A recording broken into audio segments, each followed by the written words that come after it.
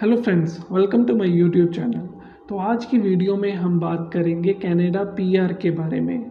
बहुत से लोग आजकल हर कंट्रीज़ में ऐसे हैं जो कि कनाडा जाना चाहते हैं एज अ इमिग्रेंट, यानी कि पीआर लेके। लेकिन बहुत ही कम नॉलेज के होने की वजह से लोगों को ये पता नहीं चलता कि वेदर वो एलिजिबल भी हैं कनाडा पीआर लेके जाने के लिए, या बहुत सारे लोगों को डिफरेंस नहीं पता होता है कि सीआरएस और एलिजिबिलिटी क्राइटेरिया में क्या डिफरेंस है। तो सबसे पहले मैं आपको बता दूं कि सीआरएस जो कैलकुलेटर है, जिसके ऊपर जाके हम अपने पॉइंट्स कैलकुलेट करते हैं कि हमारे एज के पॉइंट इतने हैं और एजुकेशन के पॉइंट्स इतने हैं, आइल्स के पॉइंट्स इतने हैं, जो कि कनाडा की ऑफिशियल वेबसाइट के ऊपर पड़ा है, जिसे हम सीआरएस कैलकुलेटर बोलते हैं। मैं आपको बता दूं कि वो एलिजिबिलिटी क्राइटेरिया नहीं है, वो बेसिकली सेकंड स्टेप में आता है। सबसे पहले, उससे भी पहले आपको 67 पॉइंट्स का एक कैलकुलेटर होता है जिसमें आपको अपनी एलिजिबिलिटी चेक करनी होती है। अगर आप उस कैलकुलेटर में अपने 67 पॉइंट्स बना लेते हैं, तब सेकंड स्टेप में जाके आप एक्सप्रेस एंट्री के लिए एलिजिबल होते हैं, यानी कि सीआरएस कैलकुलेट करने के लिए एलिजिबल होते हैं।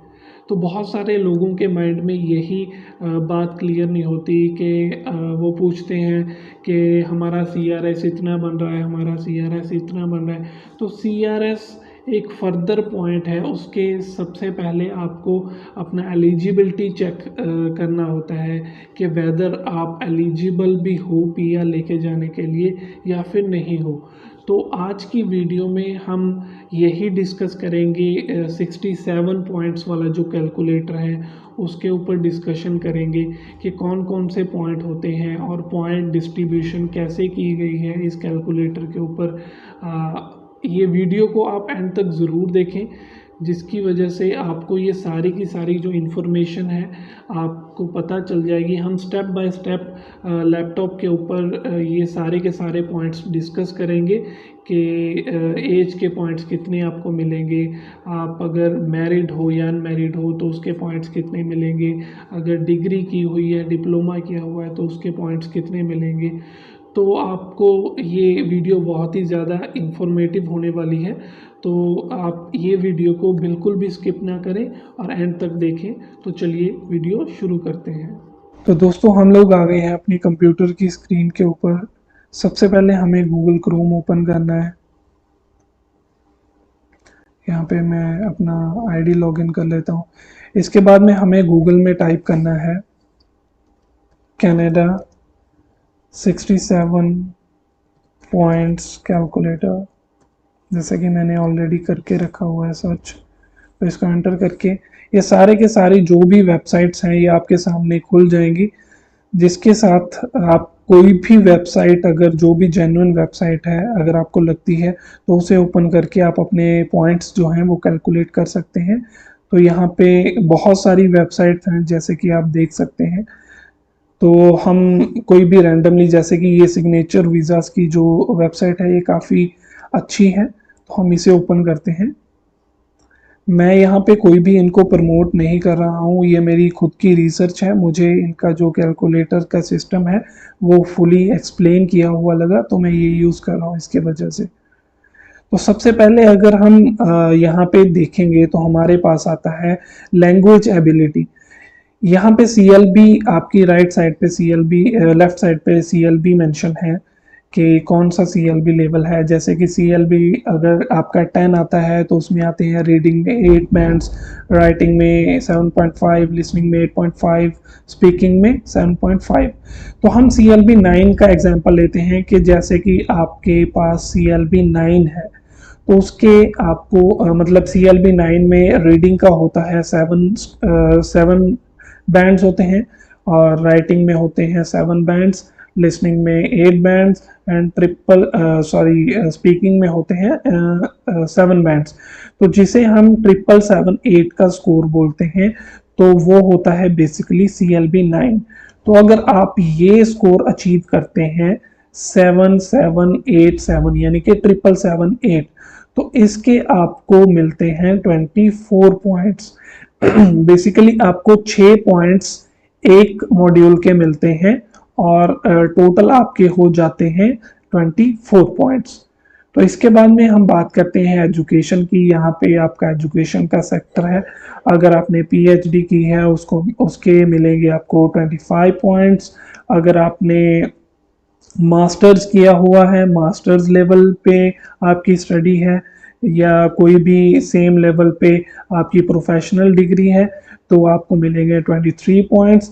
अगर आपने कोई भी डिग्री या डिप्लोमा कोई दो किए हुए हैं, मतलब कि 2 और मोर पोस्ट सेकेंडरी डिग्रीज और डिप्लोमास, वो 2 डिग्री भी हो सकती हैं, वो 2 डिप्लोमास भी हो सकती हैं, लेकिन यहाँ पे एक कंडीशन है कि आपका जो एक कोर्स, चाहे वो डिग्री हो चाहे वो डिप्लोमा हो, दोनों में से एक कोर्स की जो ड्यूरेशन है वो एटलीस्ट 3 इयर्स की होनी चाहिए।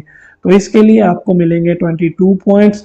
अगर आपने कोई भी एक डिग्री की है, मतलब ओनली 1 डिग्री के लिए आपको मिलेंगे 21 पॉइंट्स। तो इसी वे से आपके सारे के सारे जो यहाँ पे पॉइंट्स हैं एजुकेशन के, वो आप देख सकते हैं। आपने अगर डिप्लोमा किया है तो उसके कितने पॉइंट्स हैं, अगर आपने हाई स्कूल किया है तो आपको 5 पॉइंट्स मिलते हैं। इस तरह से आप चेक कर सकते हैं। इसके नीचे आएंगे तो आपके पास आता है वर्क एक्सपीरियंस।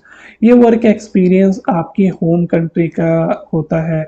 इसके साथ में सबसे पहले अगर आपके पास 1 साल का एक्सपीरियंस है, 1 ईयर का एक्सपीरियंस है, तो आपको मिलते हैं 9 पॉइंट्स, राइट, 9 पॉइंट्स। अगर आपके पास 2 से 3 साल का किसी भी फील्ड में एक्सपीरियंस है तो आपको मिलते हैं 11 पॉइंट्स।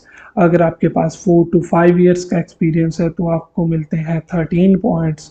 अगर आपके पास 6 साल या उससे भी ज़्यादा का एक्सपीरियंस है तो आपको मिलते हैं 15 पॉइंट, यानी कि 15 पॉइंट्स।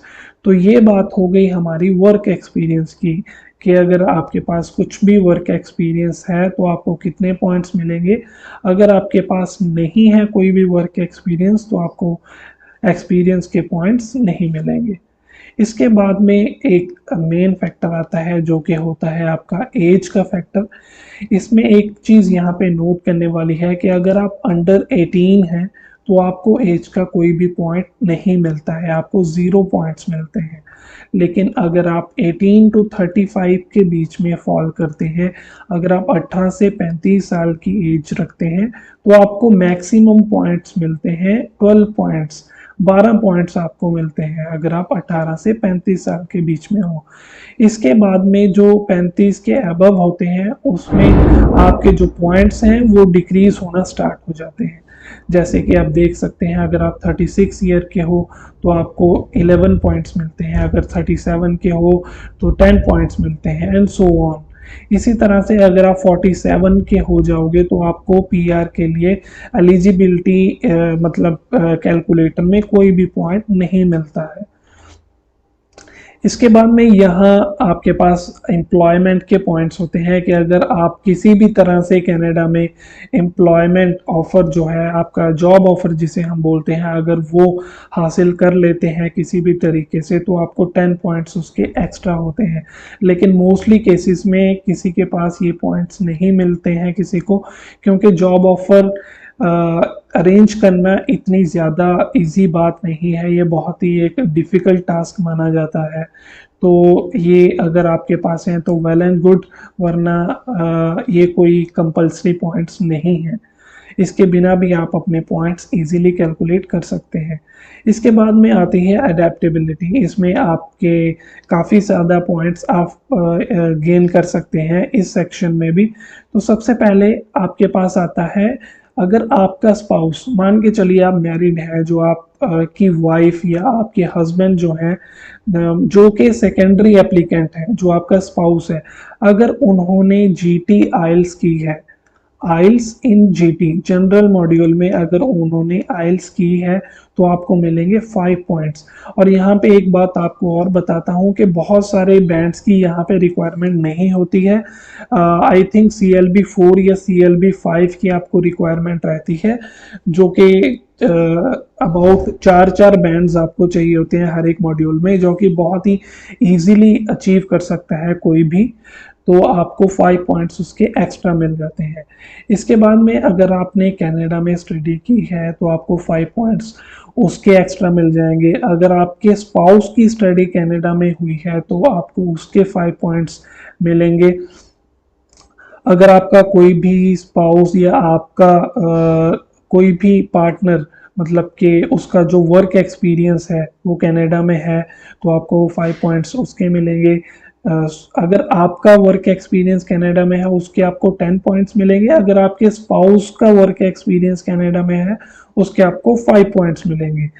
इसके बाद में फिर वही arrange employment in Canada, again इसके 5 पॉइंट्स यहाँ पे मेंशन किए हैं। और यहाँ पे अगर आपका कोई सिबलिंग है, कोई पेरेंट्स है या आपके कोई क्लोज रिलेटिव जो है वो कनाडा में रहते हैं तो आपको उसके लिए भी 5 पॉइंट्स मिलेंगे। तो ये सारे के सारे एलिजिबिलिटी चेक है। ये सारे के सारे पॉइंट्स आप अपने कैलकुलेट कर सकते हैं। अगर आपके पॉइंट्स 67 आउट ऑफ 100 पॉइंट्स, यहाँ पे बेसिकली 100 पॉइंट्स का ये कैलकुलेटर होता है, तो अगर आप इस 100 पॉइंट में से 67 पॉइंट्स गेन कर लेते हैं तो इसका मतलब आप इजीली एलिजिबल हो जाते हैं कनाडा की पीआर के लिए। तो ये हमने आज चेक किया है अपना एलिजिबिलिटी क्राइटेरिया। इसके बाद में हम कल या इसके नेक्स्ट वाली वीडियोस में बात करेंगे सीआरएस कैलकुलेटर के बारे में। तो जैसे कि हमने आपको वीडियो में दिखाया है कि आप कैसे अपना जो कनाडा की पीआर की एलिजिबिलिटी है वो कैसे चेक कर सकते हैं। तो आप लोग अपने अगर एलिजिबिलिटी चेक करना चाहते हैं तो इस प्रोसेस को, इस वे को फॉलो करके अपनी जो एलिजिबिलिटी है वो इजीली चेक कर सकते हैं। और अगर आपको ये वीडियो इन्फॉर्मेटिव लगी और अच्छी लगी तो इस वीडियो को लाइक कर दें और कमेंट भी कर दें और इस चैनल को सब्सक्राइब करें, क्योंकि कनाडा के रिगार्डिंग हमने ऑलरेडी काफ़ी सारी वीडियोस अपलोड की हैं और इन फ्यूचर भी काफ़ी सारी अपडेट्स और इन्फॉर्मेटिव वीडियोस बनाते रहेंगे। Thank you.